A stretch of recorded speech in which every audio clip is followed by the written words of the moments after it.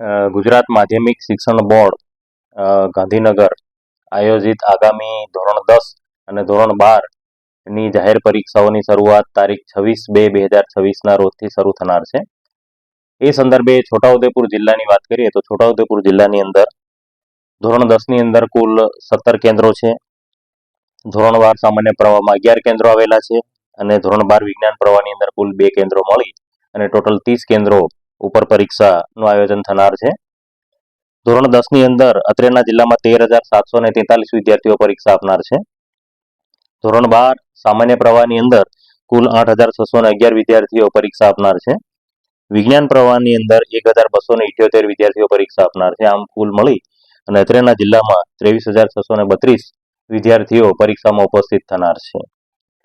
સદર પરીક્ષા સંદર્ભે અત્રેના જિલ્લાની અંદર સંપૂર્ણપણે વહીવટી તંત્રએ સુસજ્જ રીતે પરીક્ષાનું આયોજન થાય એ અર્થે પૂરી તૈયારી કરી લીધેલ છે અને તમામ બિલ્ડિંગની ચકાસણી પણ કરી દેવામાં આવેલી છે. જિલ્લા શિક્ષણ અધિકારી છોટાઉદેપુર.